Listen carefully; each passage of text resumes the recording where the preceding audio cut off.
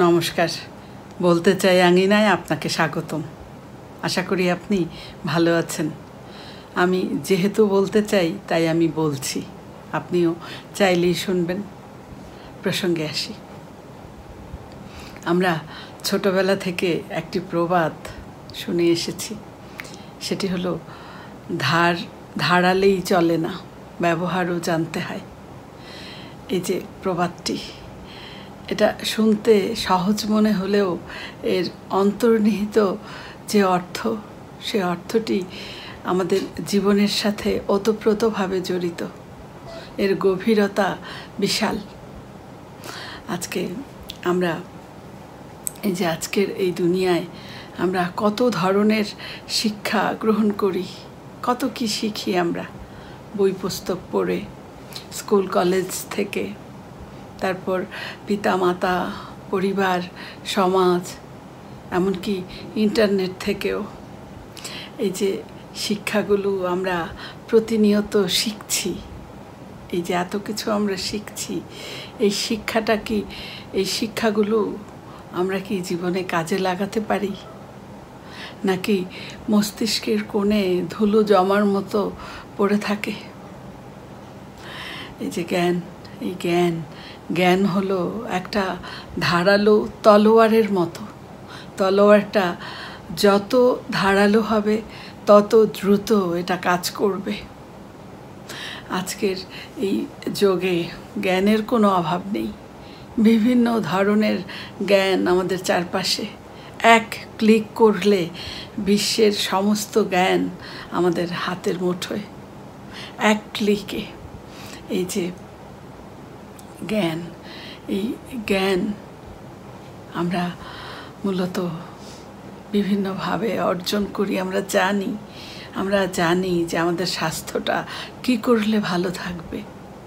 আমরা হয়তো জানি যে কি কৌশল অবলম্বন করলে আমরা সফল হব। ধরুন, আপনি জানেন যে প্রতিদিন সকালে উঠে হাঁটাটা স্বাস্থ্যের জন্য ভালো। আপনি আপনার স্বাস্থ্যকে ভালো রাখার জন্য বই পড়ছেন, কিংবা স্বাস্থ্য বিষয়ক কোনো বিশেষজ্ঞের ভিডিও দেখছেন। অর্থাৎ এই বিষয়ক যত তথ্য সব আপনার নখদর্পণে। এটাই হলো মূলত ধারা, অর্থাৎ শান দেয়া। মানে হলো আপনি জ্ঞানটা অর্জন করেছেন, কিন্তু শুধু জানলে কি হবে? যদি আপনি প্রতিদিন সকালে উঠে হাঁটার সিদ্ধান্ত নিয়ে থাকেন, স্বাস্থ্য ভালো রাখার জন্য আপনি প্রতিদিন সকালে উঠে হাঁটবেন, এই সিদ্ধান্ত জ্ঞান অর্জনের পর আপনি নিয়েছেন, কিন্তু সকালে আপনি বিছানাটি ছাড়তে পারেননি, তবে সেই জ্ঞান আপনার কোনো কাজে আসবে কি? একদমই নয়। তলোয়ার হাতে যদি আমরা বসে থাকি, তাহলে কি আমরা শত্রুর মোকাবিলা করতে পারবো? নাকি এই তলোয়ারটা ব্যবহার করতে জানতে হবে, নাকি এই তলোয়ারটাকে চালাতে জানতে হবে? এই যে চালাতে জানা, এটাই মূলত ব্যবহার। আমরা যদি আমাদের বাস্তবিক জীবনের কিছু উদাহরণ দেখি, এই যে আমরা প্রতিদিন সকাল বিকাল ধর্মগ্রন্থ পাঠ করি। আমরা এই ধর্মগ্রন্থগুলো থেকে অনেক তথ্য জানার সুযোগ হয় আমাদের এই পাঠের মাধ্যমে। প্রত্যেকটা ধর্মগ্রন্থে কি বলে? মানুষের জীবনের যে লক্ষ্য উদ্দেশ্য, সব ধর্মেই এক। ধর্মগ্রন্থগুলো আমাদেরকে শেখায় কিভাবে আমরা সত্যিকারের মানুষ হতে পারবো। আমাদের প্রতিদিনের জীবনযাপন কেমন হবে, এটা শিক্ষা দেয়। ন্যায় অন্যায় বোধ এবং মানুষে জীবে সকল সৃষ্টির প্রতি আমাদের আচরণ কি হবে, আমাদের কিভাবে আমরা মুক্তির পথে এগোতে পারবো, এই শিক্ষা আমরা ধর্মগ্রন্থগুলো থেকে পাই। কিন্তু সকাল বিকাল এই ধর্মগ্রন্থ পাঠ করে, এই জ্ঞান অর্জন করে আমরা যদি সেগুলো জীবনে কাজে না লাগাই, এই যে ধর্মগ্রন্থ আমাদের বলে যে চুরি করা যাবে না, কিন্তু সকালবেলা পাঠ করে তারপর সারাদিন আর আমি মনে রাখলাম না। ধর্মগ্রন্থ আমাকে বলে মিথ্যে কথা বলা যাবে না, কিন্তু আমি কথায় কথায় মিথ্যাচার করি। ধর্মগ্রন্থ আমাকে বলে অন্যের মনে আঘাত দেওয়া যাবে না, কিন্তু আমি অবলীলায় সেটা করি। এরকম এই যে জ্ঞান, এই যে শিক্ষা আমরা অর্জন করলাম, কিন্তু সেটা আমরা জীবনে প্রয়োগ করলাম না, তাহলে সেই ধর্মগ্রন্থ পাঠের সত্যিকার অর্থেই কোনো মূল্য নেই, কোনো মূল্যই নেই। টমাস আলভা এডিসনের বাল্ব আবিষ্কারের বিষয়টা যদি আমরা দেখি, যে উনি এই যে ব্যবহার বা প্রয়োগ, এটা কতটা শক্তিশালী আমরা ওনার সেই ঘটনায় বুঝতে পারি। ওনার মধ্যে জ্ঞান ছিল এবং উনি কি করেছেন এটাকে বারবার প্রয়োগ করেছেন, হাজারবার ব্যর্থ হয়েছেন, কিন্তু তবুও উনি ব্যবহার করতে ছাড়েননি, কারণ উনি এটা বুঝতে পেরেছিলেন যে একমাত্র এই ব্যবহার করার মধ্য দিয়েই উনি সফল হতে পারবেন।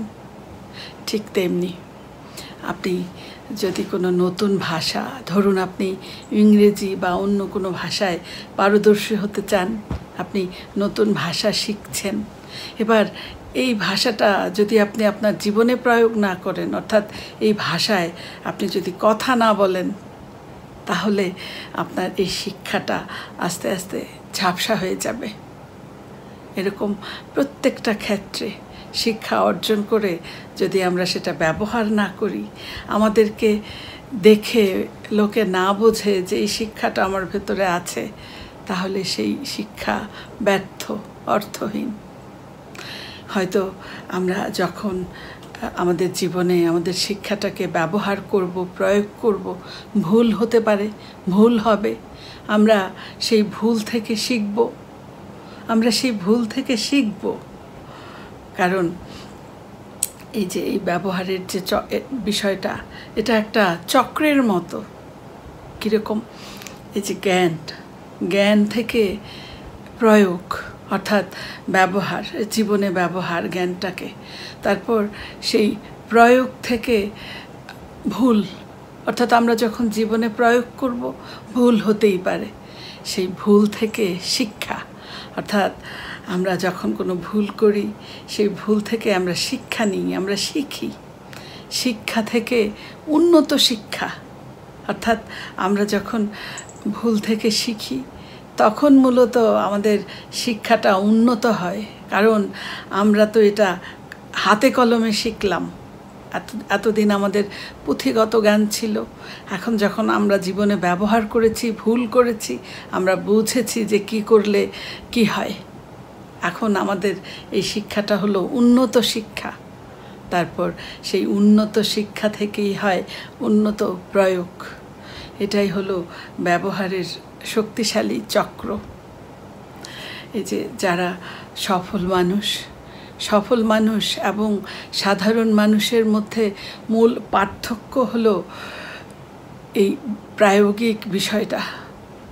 সফল মানুষ শুধুমাত্র শেখেন না, তারা তাদের সেই শেখা বিষয়গুলোকে নিজেদের প্রতিদিন জীবনে অভ্যাসে রূপান্তর করেন, অভ্যাসে পরিণত করেন। তারা জানেন যে অ্যাকশন ছাড়া, অর্থাৎ কাজ ছাড়া জীবন পরিবর্তন সম্ভব নয়। এই জ্ঞান হলো আমাদের পথ দেখায়, আর কাজ মূলত আমাদের গন্তব্যে পৌঁছে দেয়। তাই আসুন আমরা আমাদের জ্ঞানের ভাণ্ডার পূর্ণ করার সাথে সাথে আমরা আমাদের এই জ্ঞানকে ব্যবহারিক প্রয়োগের উপর জোর দিই। এবং আমাদের আপনার জানা প্রতিটি তথ্যের মূল্য তখনই যখন আপনি আপনার এই জানাটাকে আপনার জীবনকে উন্নত করার কাজে ব্যবহার করবেন। আসুন আমরা স্বশিক্ষায় শিক্ষিত হই, আমরা সঠিক জ্ঞান অর্জন করি এবং সেই জ্ঞানের পবিত্র আলোয় আমরা আমাদের নিজেদের জীবন এবং আমাদের চারপাশটাকে আলোকিত করি। আপনার জন্যে অনেক অনেক শুভকামনা। যদি ভালো লাগে ভিডিওটি শেয়ার করবেন এবং সাবস্ক্রাইব করে বলতে চাই এর পাশে থাকবেন। কমেন্টে আপনার মূল্যবান মতামত জানাতে ভুলবেন না। আবারও কথা হবে নতুন কোনো অনুভব নিয়ে আগামী দিন। ততক্ষণ আপনি খুব ভালো থাকুন, সুস্থ থাকুন। শুভরাত্রি।